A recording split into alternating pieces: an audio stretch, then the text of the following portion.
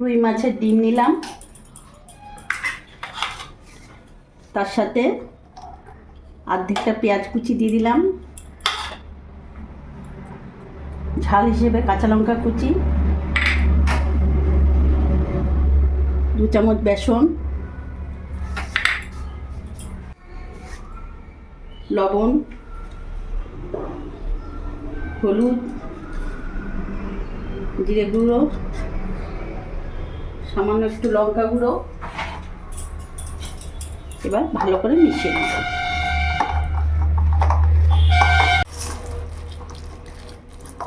মাছের ডিমটা ভালো করে মাখিয়ে নিয়েছি। এবার গ্যাস ধরিয়ে কড়াই বসিয়ে নিয়েছি। কড়াইটা গরম হোক, রিফাইন অয়েল দিয়ে দেবো।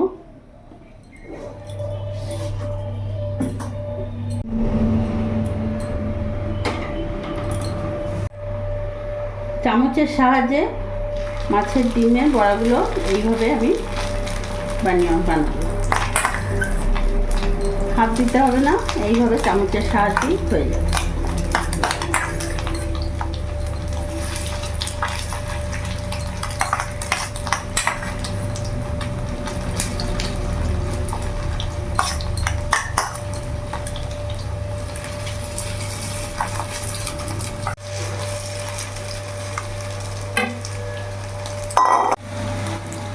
এক পিঠ করে ভাজা হয়ে গেছে, উল্টিয়ে দেবো।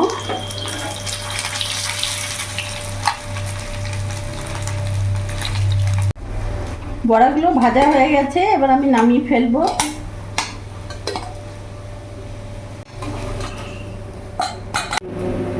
সামান্য অল্প তেল দেবো। ওই তেলের মধ্যে কেটে রাখা পটলগুলো ভেজে নেব।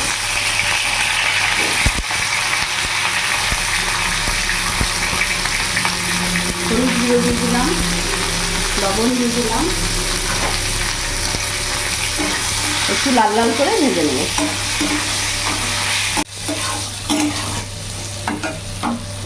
এর মধ্যে কেটে রাখা আলুগুলো দিয়ে দেবো। এখন পটলের সাথে আলুগুলো একটু ভাজা ভাজা করে নেব। আলু পটল ভাজা হয়ে গেছে, এবার আমি নামিয়ে ফেলবো।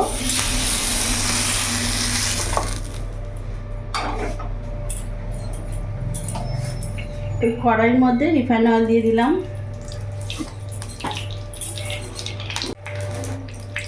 ফোড়নে দিয়ে দিলাম গোটা জিরে,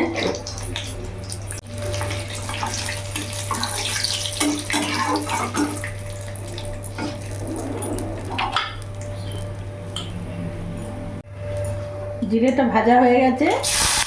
একটা পেঁয়াজ কুচানো দিয়ে দিলাম, অর্ধেকটা পেঁয়াজ দিলাম।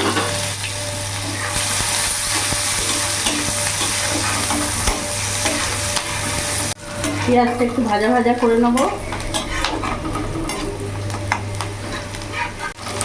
পেঁয়াজটা ভাজা ভাজা হয়ে গেছে, এখানে আদা রসুন লঙ্কার পেস্ট দিয়ে দিলাম।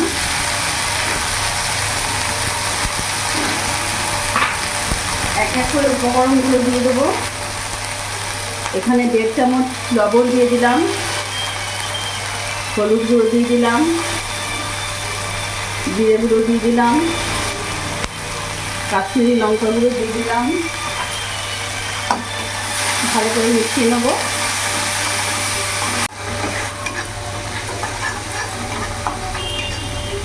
মশলাটা একটু ভাজা ভাজা হয়ে গেছে, এরই মধ্যে আমি একটা টমেটো দিয়ে দিলাম। কিছুক্ষণ ভাজা ভাজা করে নেব যাতে মশলার কাঁচা গন্ধটা না থাকে।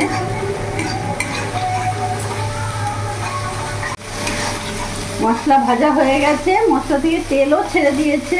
এবার এরই মধ্যে আলু পটল ভাজাটা আমি পুরোটা দিয়ে দেবো। ভালো করে নাড়াচাড়া করে মশলার সাথে মিশিয়ে নেব।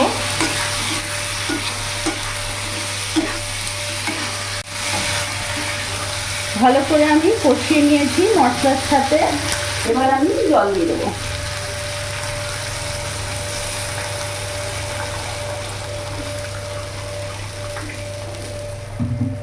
গ্যাসের ফ্লেমটা ফুল করে দিলাম। এবার ভালো করে ফুটতে দেবো।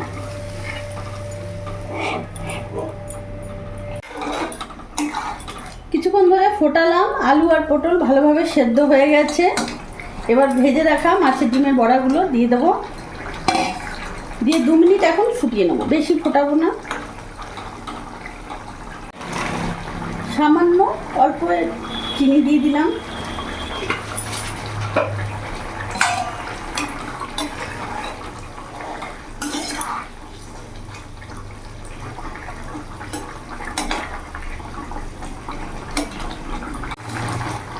দু মিনিট ফুটিয়ে নিয়েছি, এবার গ্যাস অফ করে দেবো।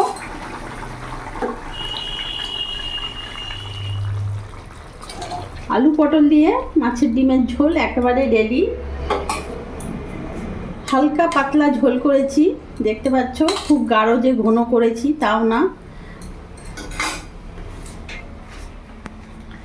তো দেখলে বন্ধুরা, আজকে লাঞ্চের জন্য বানিয়ে ফেললাম আলু পটলের মাছের ডিমের বড়া দিয়ে ঝোল, পাতলা ঝোল। এইভাবে তোমরাও করে দেখো, সত্যিই ভালো লাগবে, কারণ যা গরম পড়েছে পাতলা ঝোল খাওয়া অনেক ভালো। আর আমার এই ভিডিওটা যদি তোমাদের ভালো লাগে, প্লিজ তোমরা লাইক করো, সাবস্ক্রাইব করো, কমেন্ট করতে ভুলো না। আর তোমরা সবসময় ভালো থাকো।